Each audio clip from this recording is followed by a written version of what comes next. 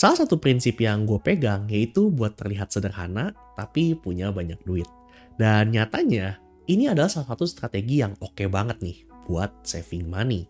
Terlihat miskin di sini bukan berarti kalian itu berpakaian kayak gelandangan. Bukan juga kalian pakai baju yang udah dijadiin keset sama nyokap kalian. Tapi terlihat miskin di sini lebih ke nggak usah berusaha buat terlihat kaya. Karena faktanya kalau kalian berusaha buat terlihat kaya, yang ada malah kalian jadi makin lama nih buat ngumpulin pundi-pundi uang. So, pada video kali ini gue mau share nih ke kalian 4 alasan kenapa kalian juga harus pegang prinsip ini. Pertama, keluar dari jebakan rasa nggak puas. Kalian pernah nggak nih ngeliat orang pakai sesuatu yang baru? Entah itu mobil baru, gadget baru, atau sekedar tumbler yang baru. Terus ngerasa, keren juga ya dia ya tumblernya. Akhirnya kalian mulai nabung nih, atau bahkan maksain buat beli barang yang keren tadi. Setelah kalian beli, itu kalian akan ngerasa happy banget, seneng banget. Seminggu pertama beli, ditaruh di kasur aja pelan-pelan. Nanti bulan ketiga mulai berani nih lempar ke ranjang. Casing juga udah mulai kuning. Sampai akhirnya kalian ngerasa biasa aja sama HP yang baru itu. Bahkan udah gak pakai casing lagi nih sehari-hari. Nanti di satu waktu keluar model yang baru lagi. Dan akhirnya kalian pengen lagi. Nah ini siklusnya disebut hedonic treadmill. Kalian akan terus nyari kepuasan-kepuasan yang sifatnya itu sementara. Contoh lain yang gue amatin di sekitar gue itu fenomena tumbler nih. Yang harganya bisa sampai 1 juta. Itu coba kalian perhatiin nih. Awalnya di 2022 ada satu merek tumbler yang kekinian. Booming banget di kalangan pekerja kantoran Jakarta. Terus di tahun 2023, yang lama nih udah ditinggalin nih. Ada merek baru lagi yang mulai booming lagi. Di tahun 2024 juga sama.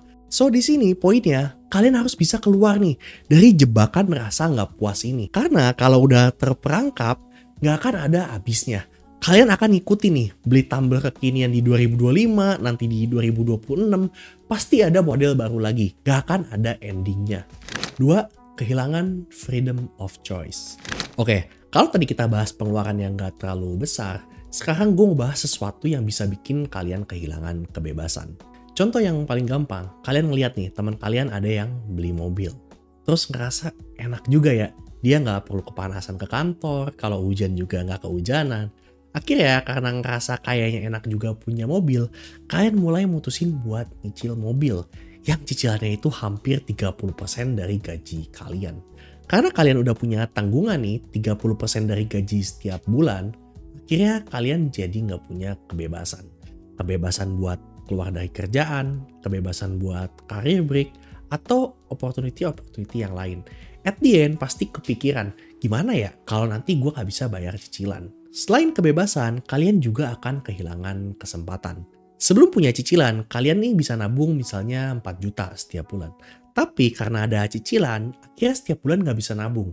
Dan kalau misalnya ada aset instrumen investasi yang lagi menarik buat dibeli, entah kayak pasar saham anjlok di tahun 2020, atau Bitcoin balik ke 40.000 lagi, kalian nggak akan punya amunisi nih buat investasi di kesempatan-kesempatan ini. Next, maintain simplicity and authenticity. Simpelnya, kalian itu harus nge-maintain gaya hidup. Sesimpel mungkin kalau bisa. Karena kalau once kalian udah naikin lifestyle, akan susah banget buat balik ke awal. Gue di sini mau pakai contoh diri gue sendiri nih. Waktu pertama kali kerja di Jakarta, gue itu pakai Jaklingko buat PP dari kantor ke kosan. Dan selama naik Jaklingko, gue itu nggak pernah ngeluarin duit sepeser pun karena gratis, disubsidi pemerintah kalau nggak salah.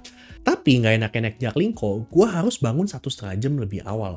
Gue harus jalan dari kos ke tempat tunggu, gue harus nunggu si mobilnya datang, terus perjalanan ke kantor, terus gue harus jalan lagi ke kantor.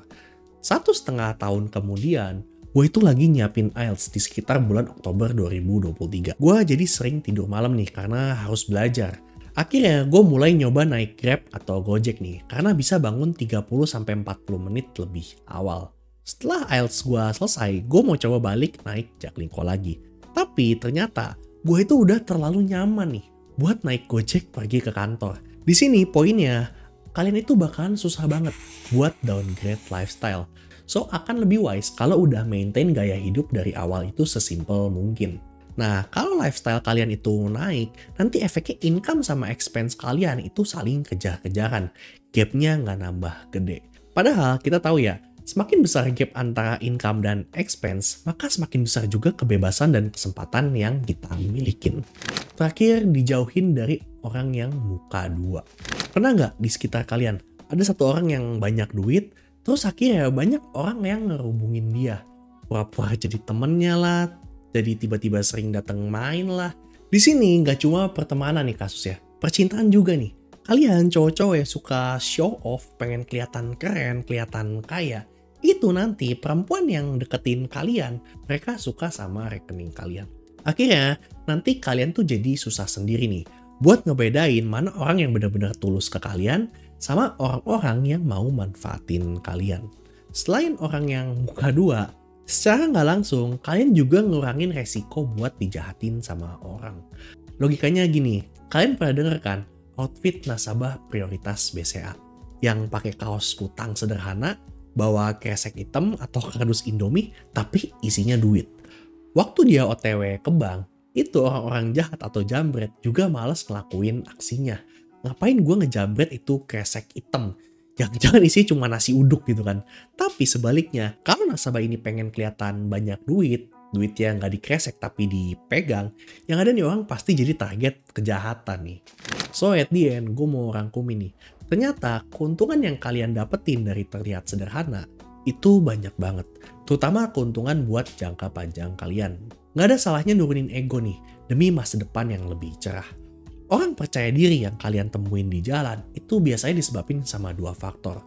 Pertama karena penampilan dia kece banget, bener-bener pemukau. Atau yang kedua, ya saldo dia banyak banget. Makanya dia bisa jalan tegap, percaya diri. Sebelum videonya selesai, gue mau tutup nih pakai quotes-nya Albert Einstein. Dia bilang, "Calm and modest life bring more happiness than the pursuit of success combined with constant restlessness." Oke teman-teman, sekian aja video gue tentang kenapa terlihat sederhana itu penting.